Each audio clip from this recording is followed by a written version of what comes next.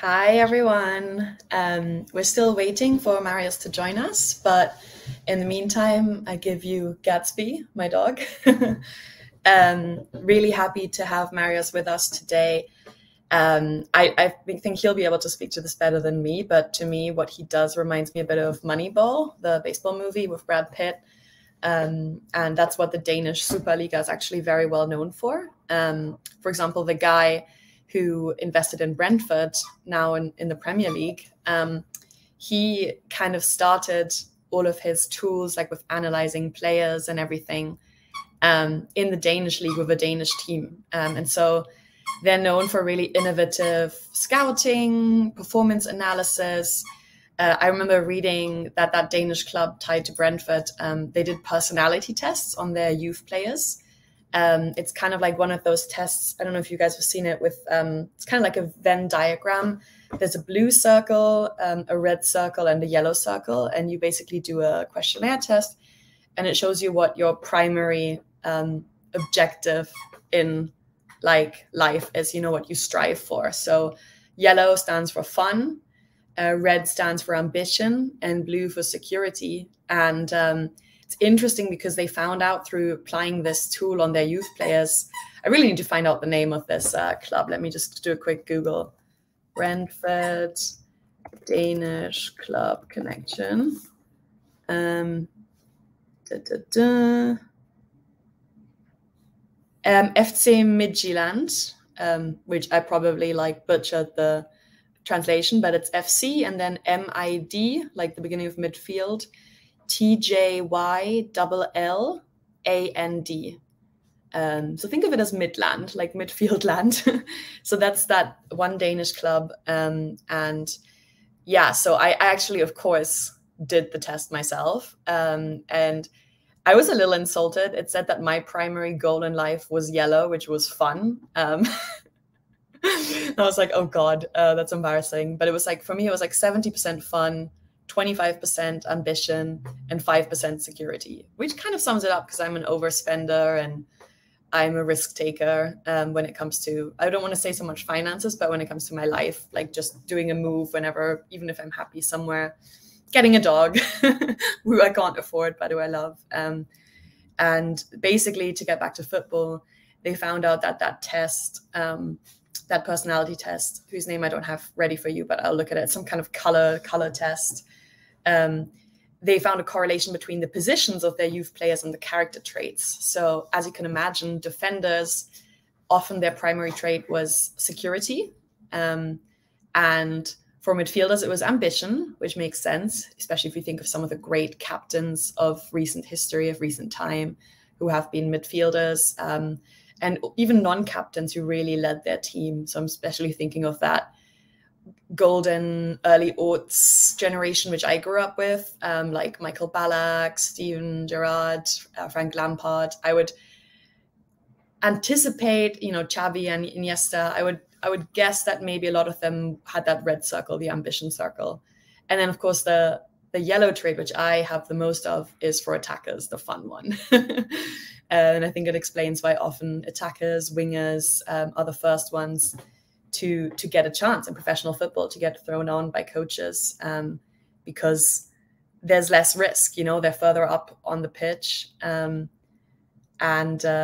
so I'm getting some comments. Thank you so much for keeping up with me and waiting the 8 minutes. Thank you, Helle. Yeah, we can do maybe a further deep dive on another show into the Danish league. So the club that Marius, who's hopefully going to join us, Marius Fischer, works for, is Viborg FF, also in the Danish Superliga. And he's a performance analyst there.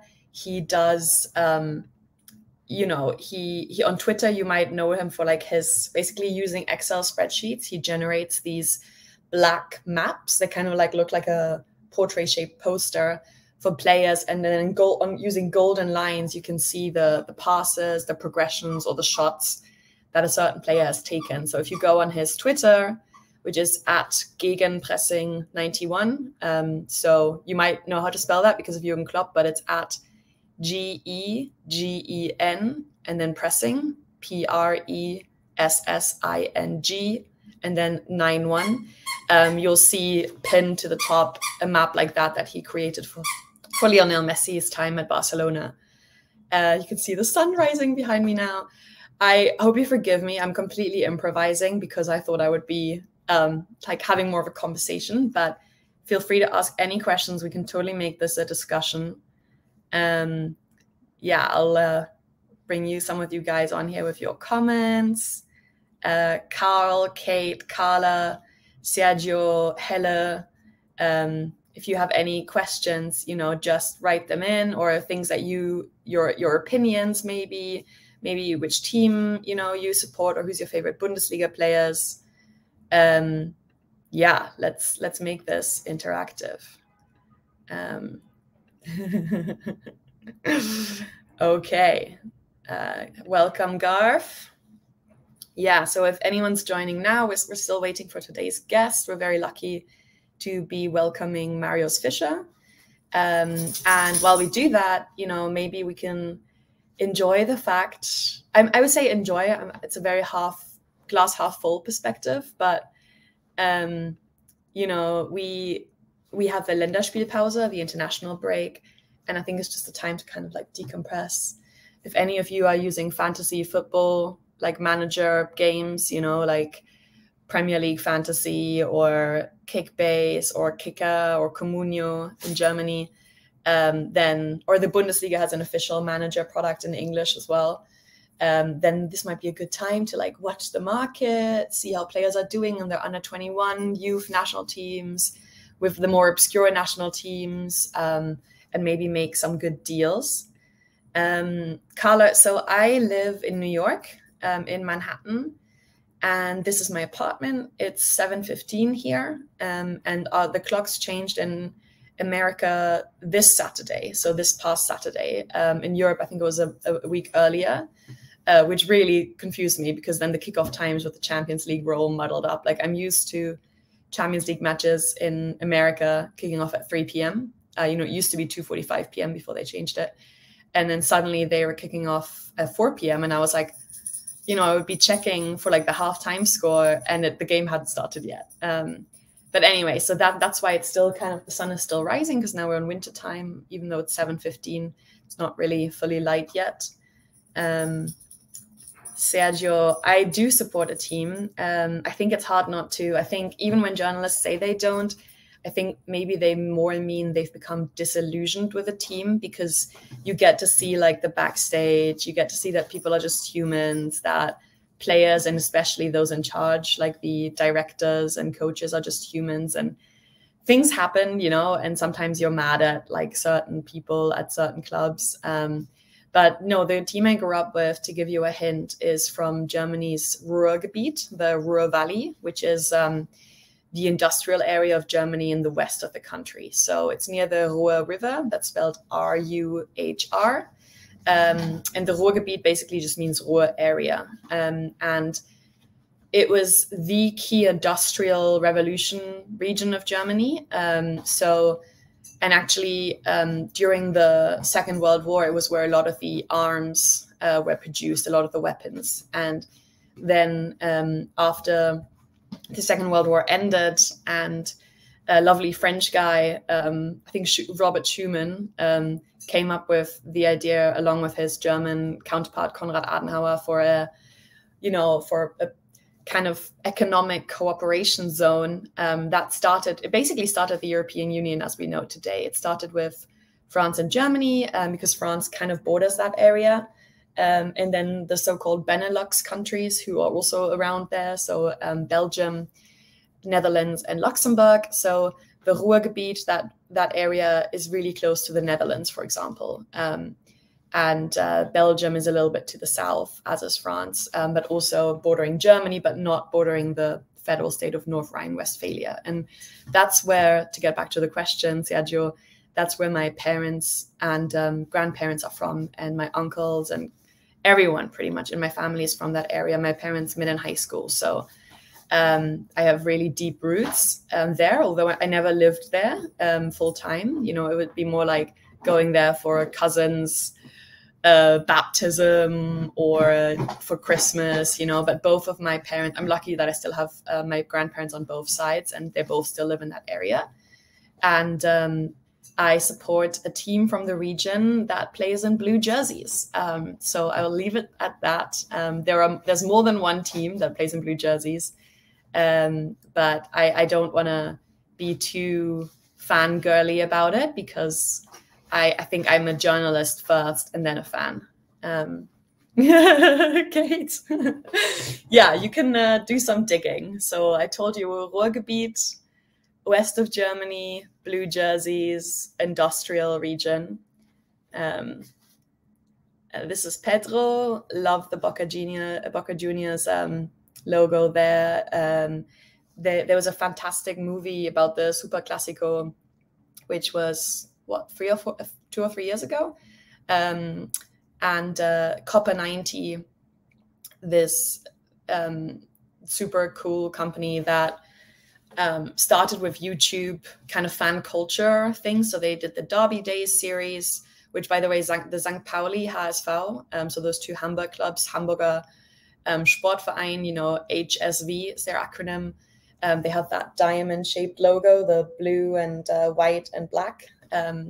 They used to be called the Dinosaur because they were the only team that, since the official founding of the Bundesliga in the 60s, had never been relegated. Bayern Munich, incidentally, wasn't a founding member of the Bundesliga. They actually got promoted to the Bundesliga a few seasons in, but the HSV was the only team that was there for the whole ride until they got relegated 3 years ago. So Eli Mengem, who's a fantastic guy to follow in football, he's one of the main hosts at Copper 90, and he did a Derby Days edition in Hamburg where he talked to the locals and the fans about, you know, and St. Pauli is kind of like this, so it's spelled ST and then Pauli, Pauli, and they have like a skeleton in their emblem, and it's kind of this countercultural leftist club, very activist. You know, they once got rid of a player because he said bad things about immigration. And yeah, the fans there, a lot of them, of course, are football fans, but a lot of them also just identify with the culture. They have a kindergarten, like a nursery inside the stadium for locals. Yeah. And so okay, long story short, you know, the Derby Days was a really good insight into that rivalry. And the reason I came up with that is because Pedro has the Boca Juniors emblem, and they did an excellent, almost like feature film length, I think it was like 50 minutes, documentary about that Super Classico, where, you know, people were throwing stuff at the bus and it had to be delayed and then eventually had to be moved to another location. So that's really worth watching if you want to find out more about South American football culture. Oh, Pedro's saying they're not doing too well at the moment. I'm sorry to hear that. I think if I remember, also Marcelo Bielsa, the Leeds United coach, had his start as a coach at Boca Juniors. And, you know, while we're talking about culture and football movies, the Leeds United, I think, what is it called? Coming Home or We're Back or something. The Amazon Prime did a documentary about Leeds United when they were in England's second tier, and I think they accompanied them for 2 years as they tried to get promoted to the Bundesliga after like 19 years. And it was a fantastic TV series. And Marcelo Bielsa is kind of like this mythical figure, and you hear his voice, and it's always in Spanish with subtitles. And he's like the Dumbledore of the Premier League, I think, like just a super wise guy who people come to and want to play for. Pedro is saying it's a must-watch film. I'm guessing he probably means the Copper 90 documentary of the Super Classico. So if you just search on YouTube Copper 90 Boca Juniors or Copper 90 River Plate or River Plate, I don't know how to pronounce it, or Copper 90 Super Classico or Copper 90 Eli Mengem or Derby Days, you'll probably find it. I'm just doing free advertising for Copper 90 right now. Yeah, full disclosure, I spent 2 months working there during the Women's World Cup in 2019, and they have a really cool team. Welcome, Berlin Americana. I'm glad to see you're here. Yeah, let's see if anyone has any more questions. Garth is saying my Premier League fantasy team is dead. I made some bad choices. It's never dead, you know. I think I play Kickbase, which is you know, in the past episode we hosted Anatole Corel, the CEO and founder of Kickbase. It's a mobile-first Bundesliga manager, so similar to the Premier League Fantasy app, where most people use it on their phone rather than on desktop. And it uses live data. So during a game, you'll see how your players are doing based on like their passing, tackling, shots on goal, penalties, yellow cards, all that stuff. And then the player values kind of go up and down live, so to speak, as well. And you can trade within your league or buy players from Kickbase. And it's kind of like a permanent transfer window, same as the Premier League app. Whereas, for example, Kicker, which is, you know, the German football culture magazine, that I think they have something like 300,000 Germans who play the Kicker Manager game. It was one of the first in Germany. And that's more static, you know, basically, it's like real life soccer, so to speak. You get a budget and then you spend that budget at the beginning of the season. Then you can rotate in from match day to match day your substitutes. You get like one substitute per position. So substitute goalie, substitute defender, substitute midfielder, and substitute striker. And then in the winter transfer window, you can buy and sell 3 players each. That's the maximum cap if you want to. Yeah, so I'm sorry to hear your Premier League fantasy team is dead. Of course, I would recommend buying past Bundesliga players because they often need a few months to adjust to the league, but they're very talented. And that's definitely a, you know, pipeline that keeps growing. English teams buying German, not always German players, but buying players from the German league. We got a comment from Mary. Kickbase is the best. Nice. I'll screenshot this later and send it to Anatole Corel.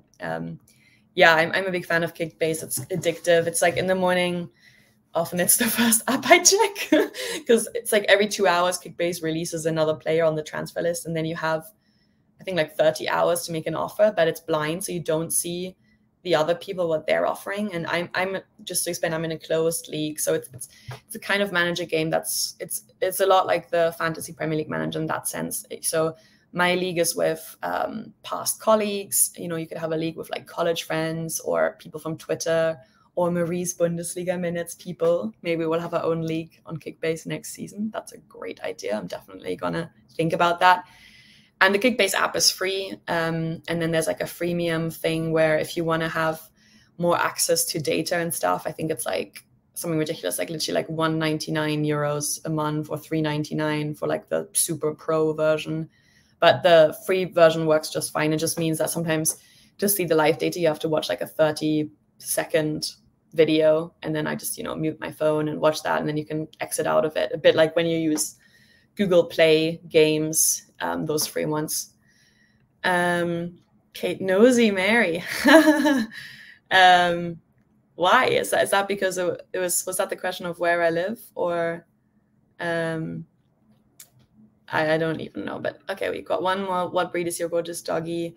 So if you go back, so on the Transfer Exchange show, they're the people, Kieran and Steve K, who commissioned this show, asked me to do it after they had me on to talk about the Bundesliga, when the Bundesliga was the only league on earth seemingly happening last May, in the first pandemic May. Well, they asked me if I wanted to do more about the Bundesliga, and that's how this show kind of organically grew. But for the first half of this year, I mostly did stand-up videos, so kind of like what I'm doing now, but without comments, not live. So I would stand somewhere in Central Park or whatever and just have one of my friends hold their camera like this, and then I would talk about the match day. And in some of those, another mini Golden Doodle featured, and his name is Theodore. He belongs to my friend B, who's actually, you know, again with the advertising, I feel like I'm spamming you guys with recommendations. My friend B is going to be on HBO Max's 12 Dates of Christmas, which is like a reality TV dating show. So she recorded that at Lake Tahoe this past February, and that's when I met her dog, because my roommate was dog sitting for her dog, and then I fell in love with this dog, Theodore, who was 7 months at the time, which is kind of my dog's age now. And I looked after Theodore for 5 days in April, and yeah, that's where the story ends. Basically, some of you might remember that in April, in one of my shows, Theodore was kind of popping in and out. I had to like lift him up because he was barking. And I just think it's a really easy breed for beginners and people who live in cities, because they're hypoallergenic, because they're pot poodle, so they don't shed. So basically, if I find a blonde hair somewhere on the floor or in the bathroom, it's not his, it's mine. And they have the kind of gentleness, loyalty, and affection of golden retrievers, but then mixed with the intelligence of a poodle. So they're really, really easy to train. And in New York, there are so many mini golden doodles. And the doodle word basically just means any dog crossed with a poodle. So you have like Bernedoodles, like they're Bernese mountain dogs crossed with poodles. You have Aussie doodles, like Australian shepherds mixed with a poodle. And Labradoodles are really common, so you can guess Labrador. Irish doodles, like an Irish setter. So think of whatever your favorite breed is, and then combine it with a poodle, and then you have a city-friendly, easy to take care of dog. Yeah. City Women TV has a Great Dane. Don't get one. Oh, they're so beautiful. I think if I lived in the country, and hopefully one day I will, I would really want a big dog. I grew up with small Münsterlanders, which is a German breed, Kleiner Münsterländer. Kleiner just means small in German. And Münster is actually a city, again, in the region where my family's from, in the west of Germany. And the Münsterlanders, so it's kind of like, you know, of the Münster region, and they're hunting dogs. They're really loyal and affectionate, and they're great family dogs, but they have a hunting instinct. So they will chase after stuff all the time. And when you take him on a run in the country, our family dog Bo, he will run like 4 times as much as me, because it's not like he'll just trot alongside me like Gatsby, my dog here, does. He will like sprint off and chase things and have the time of his life. But yeah, I love big dogs. I kind of grew up with big dogs. And Gatsby, my dog, actually loves big dogs too. He always plays with dogs that are bigger than him. Rottweiler Doodle. Yeah, maybe, you know. If you conceive of it, I'm sure I wouldn't say it's been done, but maybe someone else has conceived of it. Otherwise, this is your opportunity. You could start the Rottweiler Doodles. That might be a great, you know, business idea. Maybe call them red doodles or something, because rot, like rot is red for in German.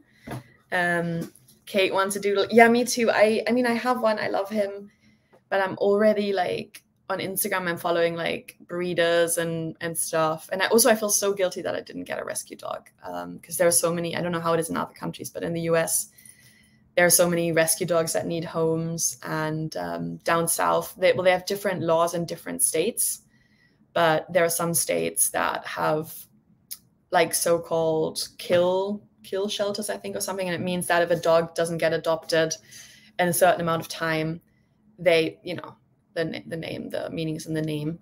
So then a lot of people actually bring dogs from the south, from Georgia, Tennessee, Kentucky, the Carolinas, up north to cities with lots of millennials who don't have children, like New York or Boston or Philadelphia, and for adoption, you know. And I really admire people that do that, because I think in some ways it's a lot easier, which you wouldn't think. But, you know, a lot of these dogs are 1 year old. They've been vaccinated, they've been neutered or spayed.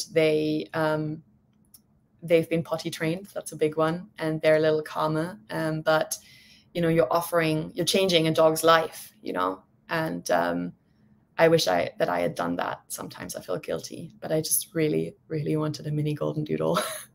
So hopefully I'll adopt another dog another time.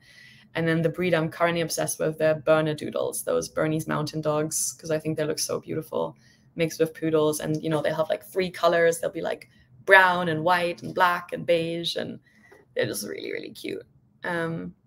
Thanks, Sergio. I'm sorry, you guys. I feel like I overpromised because I'm guessing Marius is, is perhaps having trouble accessing our chat. It is always complicated with times, that's why I say always like, it's 7 a.m. Eastern and 12 p.m. noon in 12 p.m. is such a weird time because people are like, is that midnight or is that midday?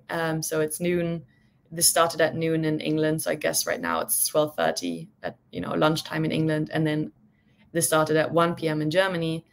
And yeah, so I'm sorry that I couldn't deliver our guest, and we'll hope to have him on another time. Hella has a snake. Interesting. So I had one of my childhood friends had a snake, and the mum would like keep dead mice in the freezer to feed the snake, which I thought was like terrifying but also cool. And I think snakes are really cool animals. I'm a little scared of them, but I think they're beautiful. And any Harry Potter fans out there, I think Slytherin, the snake, that's definitely the coolest house animal. I'm a Ravenclaw. I think I'm a Ravenclaw with like a tiny segment of me that might be Gryffindor, but I'm a total Ravenclaw. I keep getting that result if I take the Pottermore test, and I'm committed now. When I first took the test when I was like 16 or something, I was like, why am I not a Gryffindor? And now I'm like, I look down on Gryffindors. I'm like, you are wacky, you talk too much. And Ravenclaws, I'm like, oh, sophisticated, knowledge, keep learning, debate. And I like the blue color. As I said earlier, I support a team that's blue. And I have like a woolly hat that is a Ravenclaw hat that I bought at the London Heathrow Terminal 5 Harry Potter store once when I had a layover there. So Sergio, yeah, I'd love that. Maybe we can even do in the normal shows when I have someone on, maybe we can have a chat component, or maybe I'll bring back the match day review shows, but instead of doing them outside, I'll do them here.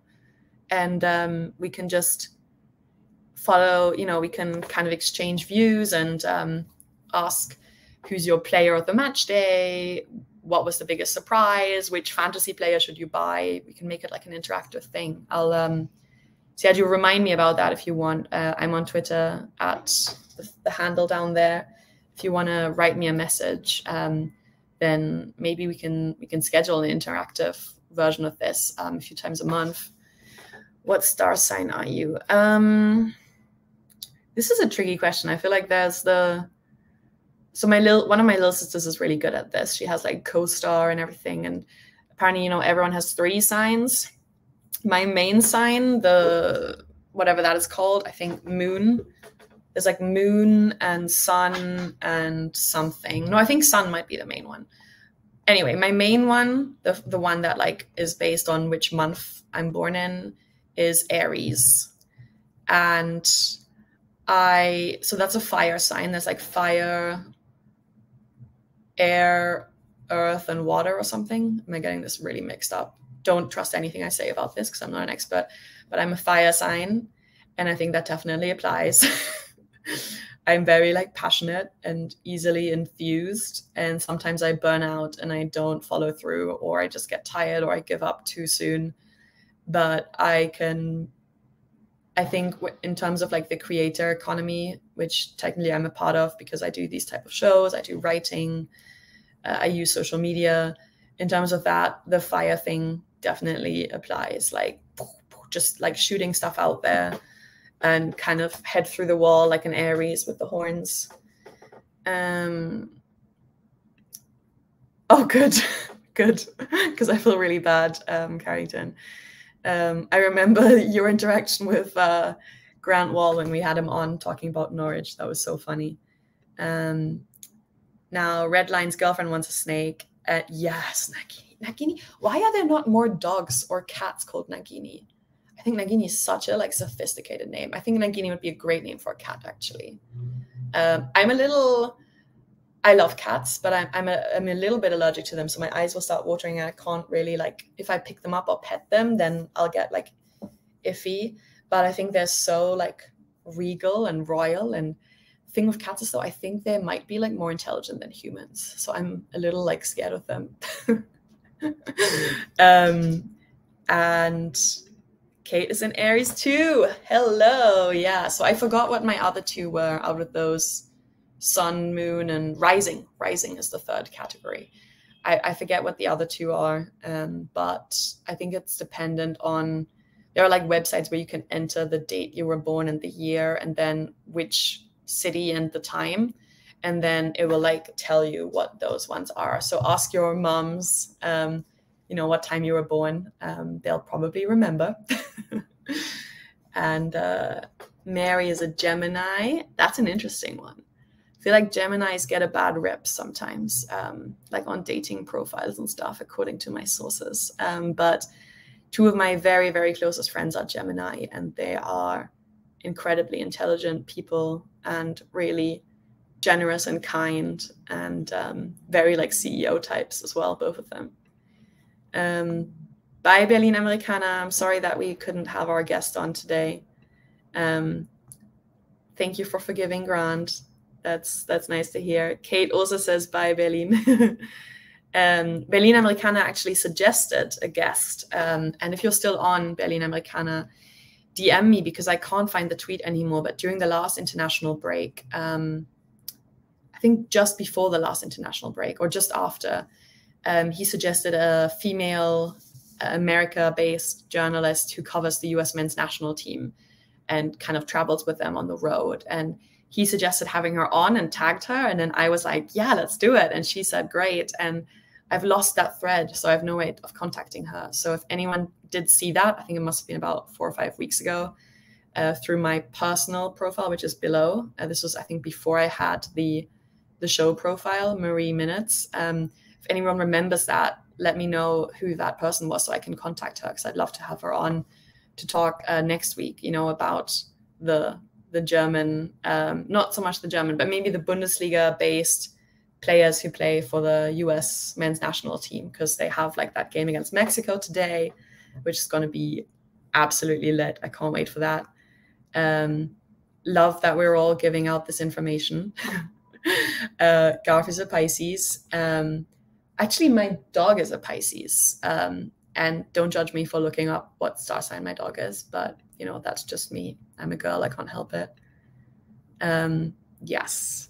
And maybe we can all do that. Let me actually look what the color code personality test is called. Color personality test, yellow, red, blue, security, ambition.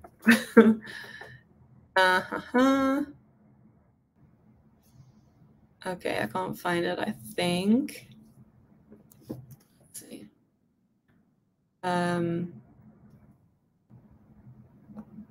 Okay, no, it's not the Hartman personality profile.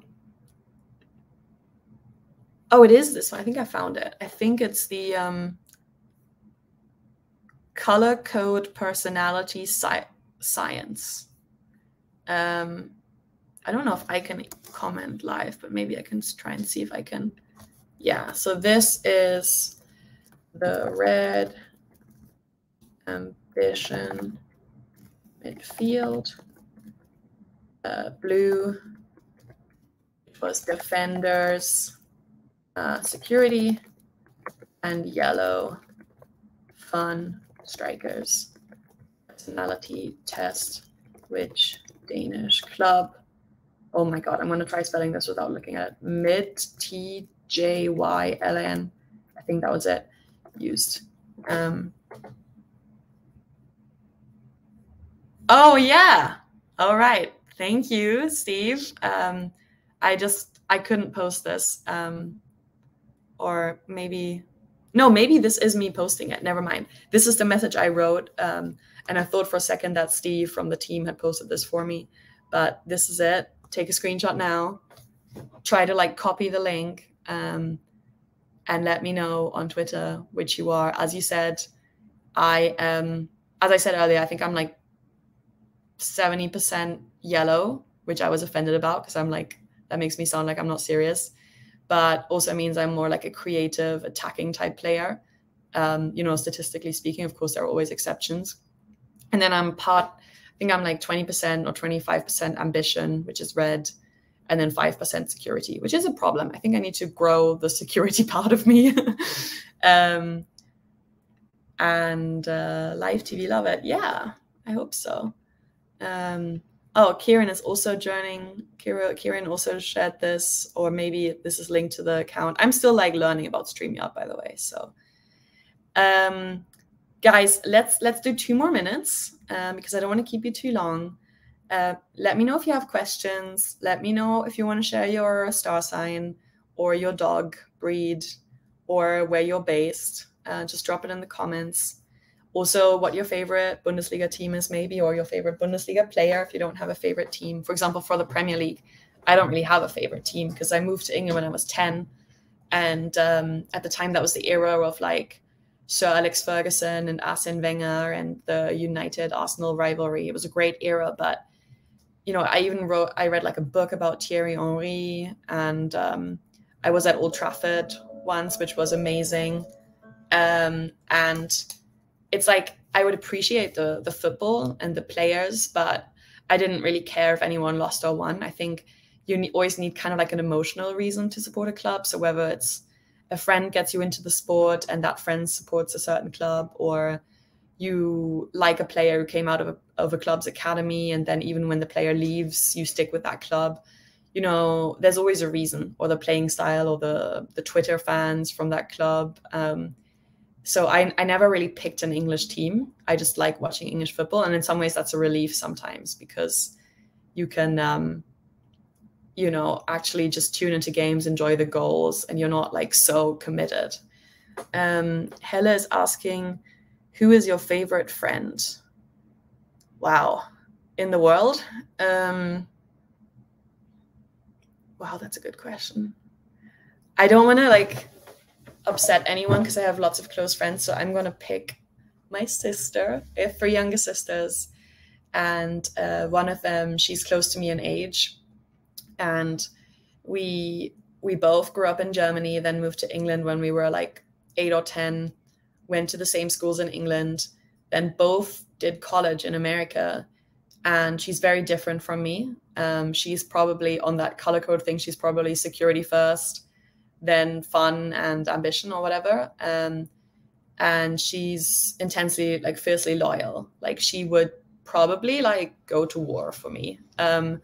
And she has very close friends who she's been friends with for half her life or more.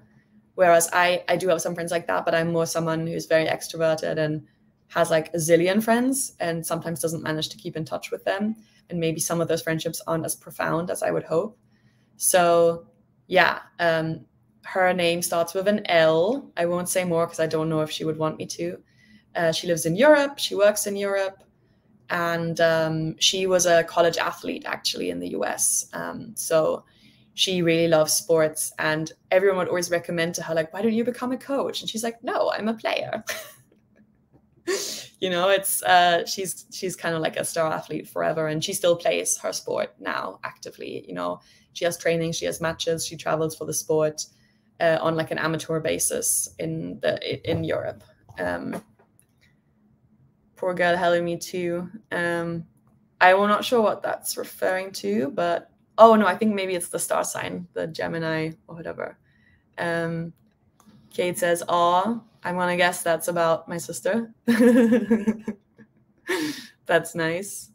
Oh no, I think now I'm realizing Kate's comment was about this, most likely. I'm a Manchester United fan.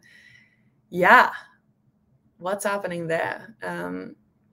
I think that we should start a Kickstarter to bring Jadon Sancho back to the Bundesliga, because Man United and the coach do not deserve him, and we miss him. And he's having a bit of a quarter-life crisis. I saw on Twitter that someone posted screenshots of Instagram that he changed his Instagram profile picture from him in like a United jersey to him just like in streetwear clothes, like hanging out. And poor Jadon. I mean, I hate, as you know, because I have a Bundesliga show, I hate it when English people or commentators or experts are like, he just needs time adjusting, you know? Like Southgate said something like this. He was like, the Bundesliga is just a developing league, or it's harder to play in the Premier League. Yeah, I think it's hard to move. It's hard for us if we relocate. Like when I first moved to New York, I did not like it. I moved in the middle of the pandemic. It was super hard. Everything was closed. You couldn't even sit inside a Starbucks. People were wearing masks outside. You had to, if you wanted to go on a run, you had to go outside and on a run with your mask on. And Jaden, he's young, he's dedicated his youth to his career. He's moved around a lot. Now he's back in England, where he really has to prove himself to English fans, to his friends, his family. And that's hard.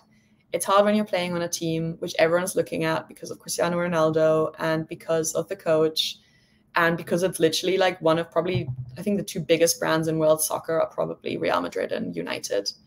And so give him time. It's like say someone goes from working at, I'm sticking with journalism here because that's what I know, but say someone goes from working for from the Boston Globe to the New York Times, clearly the New York Times recruited that reporter for a reason, but you need to like download Slack or the new apps or whatever, and then meet your colleagues and gain their trust and pitch articles. And it's hard making a transition. And I think if Jadon Sancho gets the opportunity, and not as a wing back, what an idiotic idea. If he gets the chance to play us on the wings, then he will prove himself because he's a fantastic player. And he is an assist and goal and creating machine, but he's a player who needs trust. He's sensitive. It's a bit like Leroy Sané. Some of the best players are like this. They need a coach's trust. They need sometimes, even though it's a luxury, if they don't play well 2 games in a row, then the coach needs to start them in the 3rd game so they don't lose trust in their dribbling abilities. They don't second guess themselves. Mary's saying Jude Bellingham should stay in Germany. I would love that. I think that maybe he will for another season or 2 because he's happy at Dortmund and they really value him. And I think it's a big enough showcase of his abilities, when he plays in the Champions League, when he plays in the Bundesliga, for him to be continuously nominated for the England national team. I do think in England there's a bias where players who play in other leagues don't get taken as seriously. So eventually I think if he is really ambitious, and I think with Jude, it won't have as much to do with money. It will be more about the ambition thing. If he has that ambition to prove himself at a bigger club, I do think he could go to, the Premier League. But I hope he stays in the Bundesliga for as long as he can. The Premier League tends to break. Yes, especially Dortmund players. Oh my God, like even as the pipeline Dortmund to United. Think about that. That's like Mkhitaryan, who was decent, but wasn't as good as he used to be. Then Shinji Kagawa, same thing, decent, but not as good as he was never the same player again. Then, of course, Nuri Sahin, who went from Dortmund to Real Madrid and Liverpool and also came home to Dortmund eventually, same as Kagawa, I think. Yeah, I think Kagawa went back. It's hard. I think it's hard when you come from a really community-based, community-anchored clubs, like in Germany. Like in Germany, let's be real. Apart from Bayern Munich and Dortmund, most of the clubs, their fans are local. They are not gonna shit talk you on Twitter from Indonesia or Venezuela or Nigeria, because those countries, they probably have trouble even finding Bundesliga games to stream. And there's just so much pressure if you play for these big clubs that, Man United is literally like on the stock exchange. And I think players, and I'm like this too, if I were in Jadon Sancho's shoes, I would, because I have, again, back to this whole color code thing, I have ambition and fun, higher up than security. So yeah, I would have totally gone to Man United probably. But the security part, I really think the Bundesliga is very kind and welcoming to young players and helps them and pushes them and shields them. Often younger players, the clubs will be like, you're not giving interviews. I think that was the case for Wirtz at Leverkusen for a long time.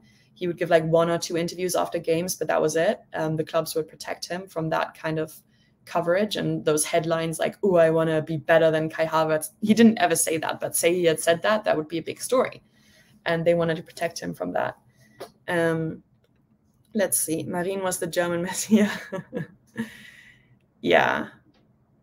Marin, I think, is a special case because I mean, this is all an opinion thing, but I do actually think that Marin was overrated. He's a very slight player, you know, in some ways similar to Max Meyer in that they're both little and have a really good center of gravity. So they have excellent ball control and they can turn around and have that kind of vision. But they were overhyped early, and I think it really damaged them. Christensen did exactly that. Yeah, Christensen is a fantastic player. You know, he was so good in the Bundesliga, and he really established him at Chelsea. So it is possible. It is possible. And especially now that you have more German coaches or former Bundesliga coaches who are coaching in the Premier League, I think maybe the stakes of these players is rising. And Batshuayi did well. Yeah. Yeah. I mean, I think Dortmund is a great team to play for as a striker because you have like 4 attacking players behind you. That's their whole thing. You know, most teams will have like 2 wingers and a striker, maybe an attacking midfielder who will be in charge of the attack. Dortmund, it's like everyone attacks. Like the wing backs attack. Even Jude Bellingham attacks, and he's like their box-to-box player. Marco Reus is classified as a midfielder at Dortmund, which is hilarious. He basically plays as a number 10. And so you have incredible service from the wings and from the middle. And I think a lot of strikers benefit from that. And yeah, we'll see what happens to Erling Haaland. But again, I could see that perhaps, you know, he would have to go to a club where that's similar, where there are a lot of creative players around him that provide service and assists for him. Otherwise, it might be harder for him than it was at Dortmund. Thank you, Almighty Blues. Sergio is saying the Premier League are destroying Timo Werner.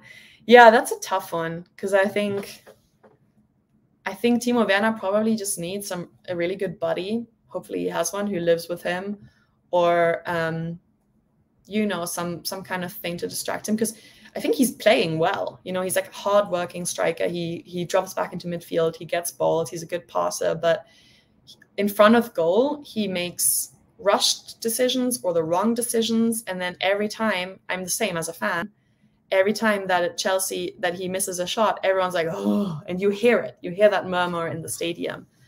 And it's really hard. I think maybe he would even benefit from, like he has been, you know, before his injury, of playing alongside Lukaku and being that kind of secondary striker, like you know, a Griezmann to a Suarez, that type of player. So there's less eyes on his goal tally and more on how he fits in with the attack. Luke is saying Timo Werner is a terrible striker. Yeah, it's open for debate. FC Bayern probably agrees because they had the chance to sign him and they didn't. That was actually an internal debate at the club. I think Hasan Salihamidzic, the sporting director, and the coach at the time, Hansi Flick, were big fans of Timo Werner while he was at Leipzig. And the very top guys at the time, Rummenigge and Hoeneß, weren't. And so he didn't go to Bayern. They could have gotten him for a much lower fee, I think 35 million euros in 2019, and they passed. I disagree. I've been watching Timo Werner since he was 17 or 18, playing for Stuttgart as a winger. And he's incredibly fast, has really good pace, can run with the ball. Like, he has that speed and he won't lose the ball.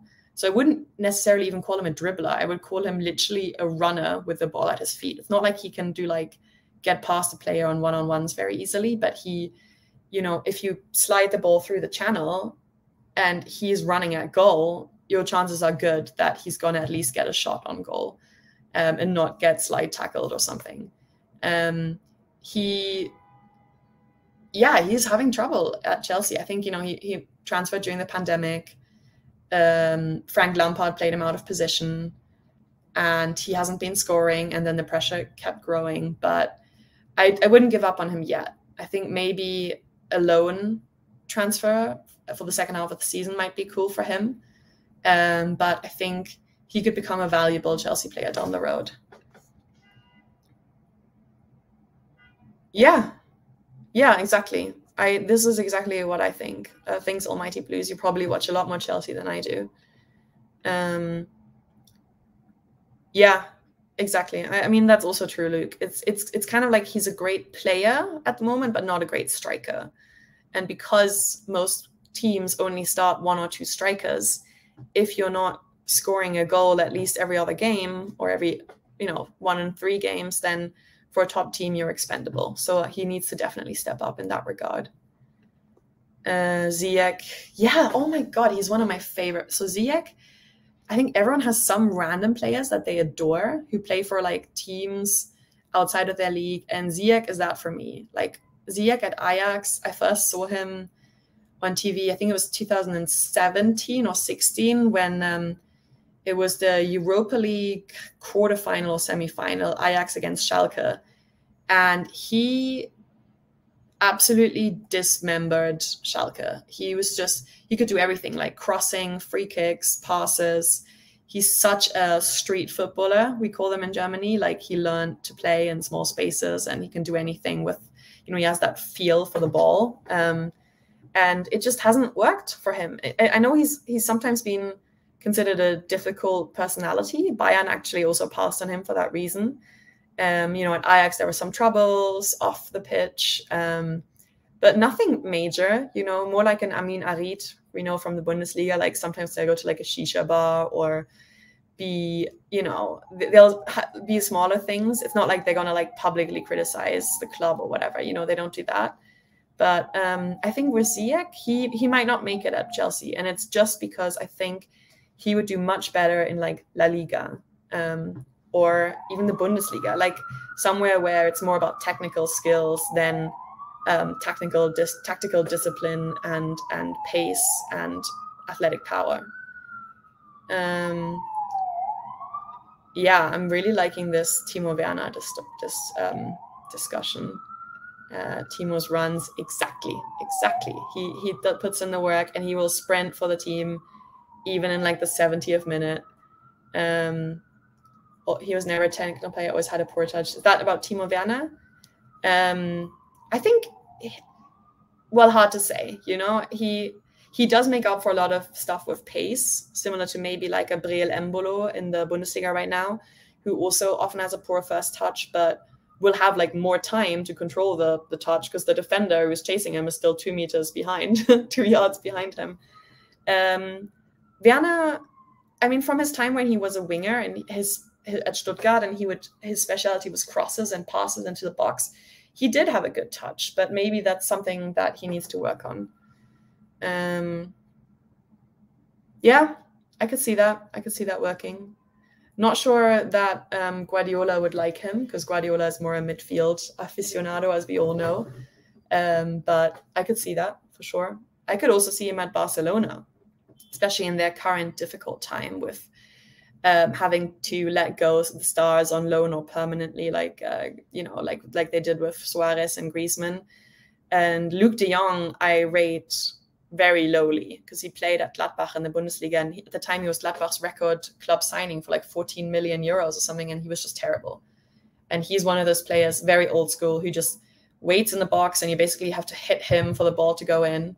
He's a complete finisher, classic box striker, and I don't think that fits Barcelona at all because he's just going to be guarded.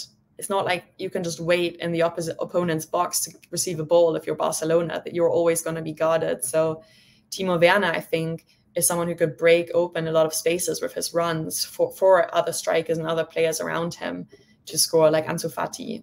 So actually, I have heard some rumors from our colleagues, from Kieran and Steve from the Transfer Exchange show, that Barcelona might be interested in bringing him in for the second half of the season on loan. I don't know what their sources were, so I don't know if there's anything to them, but I think theoretically that could be really cool. Would help both clubs and also help Chelsea because he would get more game time. Yeah, that's true. Exactly that. I agree with that. Yeah. Yeah, Ziyech, I could see Ziyech at like Dortmund, for example. I think that would be sick. Like seeing him play at Dortmund. Dortmund always lose their best wingers, at some point. They lost Ousmane Dembele. They lost Jadon Sancho. They lost Christian Pulisic. And yeah, their whole thing is bring in players at 18 or 19 from abroad, usually from the French league actually, or they, you know, from English football, and hope they make it, and kind of forge them in Dortmund's academy and give them playing time at the second team and in the Bundesliga early on. But Dortmund has had bad experience bringing in established wingers like Yarmolenko or I can't think of the other guys right now, but that's always been harder for like a guy in his mid-20s, late 20s to establish himself at Dortmund. But I think Ziyech could be an exception because he has family, you know, he's Moroccan Dutch. He has family in Amsterdam, which is within driving distance of Dortmund, like at a push, you know, it's like a 2-hour drive, but, you know, he could see family, they could stay with him, he could stay with them. And I think he's the type of player whom that is really important for. And I think I could see him doing really well at Dortmund, which again, that is not something that's happening. That is just me making shit up and hoping that it happens. So don't say, according to Marie, Dortmund is interested in Ziyech or whatever. Oh, that's hard. I think that's what parents and advisors should probably tell that player. Like, don't look at the money they're offering you. Be more aware of the stability you have in Germany and the support. But I think it's really a personality thing where it depends what you value more. And I would probably also go to the Premier League and be like, let me see if I can make it. And these players, you know, I think careers are going to get shorter before they get longer because careers are starting earlier now. And so, like, say you have 3 torn ACLs, if the last one is at 32, it's going to be hard to come back from. And I think eventually with sport medicine, sport science, sport diet, and regeneration, we might be able to extend a pro athlete's lifestyle, similar to the US sports, where often, like in the NBA and NFL, players often play into their late 30s and 40s, unlike soccer. But for the time being, it's like UEFA, FIFA, and the leagues just keep piling on competitions to make more money, sell more TV rights. They keep piling on travel. And it's not good for the players, as you know, Guardiola frequently says, or Klopp. It's not good for the players, I think, not to have a Christmas break in England. I think it's actually really tough. Like, you know, when are they going to be able to like unpack gifts with their kids and go out and have a good Christmas dinner without feeling guilty and maybe eat a bag of chocolates? I think there should be a Christmas break. But to go back to Jack's question, I think what I was trying to say is, the career of a soccer player is short. You get maybe 10 or 12 years. And so it's like every time you extend a contract, even if you break that contract, you know, the contract extensions are usually like 3 or 4 or 5 years. And that's potentially half of your professional athlete life. So I get why people would want to move to another country, move to another club, maybe play with those players. Like, imagine if PSG was interested in me. I would be like, do I want to train with Messi and Mbappe every day and Neymar? Yeah, I'll go to PSG. And if it doesn't work out, then hopefully another club will want me. But that's just my opinion.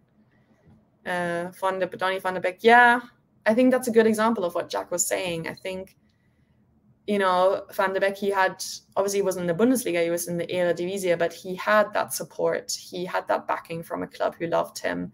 His family was nearby. He grew up in the Netherlands. He basically played with the same players at the club and for his country.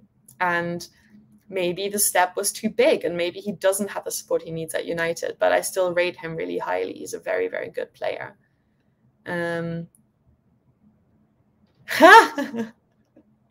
Yes, please do. And don't say according to sources, just say what I said, like that this would be dope to see him play there or something. Yeah, true. And then also what happened to the Danish striker? Is he still at Ajax? Ho H something, the center forward. He was sensational in that year where Ajax played United in the Europa League final. And he was like 18 and he was scoring all these goals. And I think he played for Denmark at the Euros. What was it? It's with an 8, Dolberg, I think. I think he might still be at Ajax, but he was also one of those young players from that generation with the defender who's now at Juventus. And with, unfortunately, you know, the guy who died, not died, sorry, he's not dead, he's very much alive, but in a preseason game, the Ajax youth player who was already playing for the pros, who injured himself against Bremen. And it wasn't even an injury. He basically collapsed. He had like a cardiac arrest or something. And then he was in a medically induced coma. And Ajax is such a cool club. My family lived in Amsterdam for a bit. So they have so much street culture, fashion, football culture, fan culture. And obviously their academy is one of a kind and very different in terms of its philosophy to like a La Masia, although they both have the Johan Cruyff connection. But that player who I'm blanking on right now, his name, let me just see. Werder Bremen, Testspiel, Ajax, Herzattacke, Spieler, okay. Abdelhak Nouri. He was the player who had that terrible accident, and it was very upsetting for all the players on court. And it became a tradition that players who were with him at Ajax at the time, they use his number at their future clubs in honor of him. So, for example, the Patrick Kluivert, Patrick Kluivert's son, I'm blanking on his first name, when he went to Roma from Ajax, he played with Nouri's number, which I thought was really cool. This is a link, a German link with a picture of that game where Nouri, the Ajax player, collapsed. And he's with his family now. He's awoken from the coma. No one really knows his exact condition, but players, his former teammates can visit him. And it's really sad. I hope he makes some kind of recovery. Dolberg was who I was talking about earlier. And thank you. I actually was not aware of that. He's at Nice now. Interesting. Cool. So I'm going to leave it at that. Remember 15 minutes ago when I said we'd do 2 more minutes?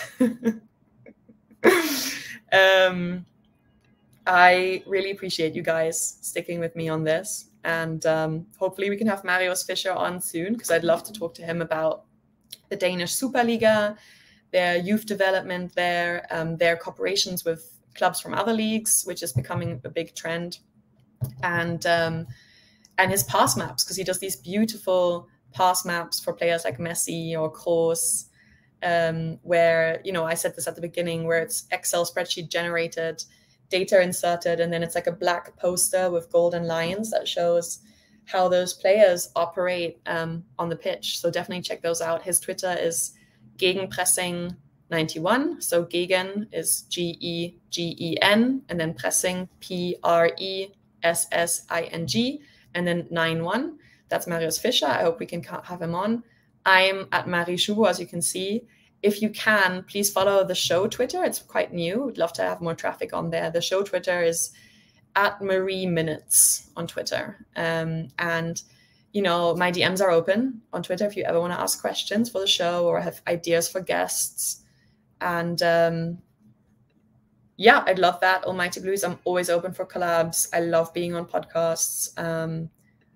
Thank you, Kate. If you guys have comments, suggestions, DM me on Twitter at Marie Schubo. And I can't keep up with all these comments. I love it. I agree with you, Max, but I think that's kind of their philosophy. They have this thing where if a player wants to leave, they say, it's a German saying, they don't put bricks in his path. They let him go. And I think that's worked really well for them, because it also makes room for players coming up from the youth. It's kind of like a beautiful circle of life.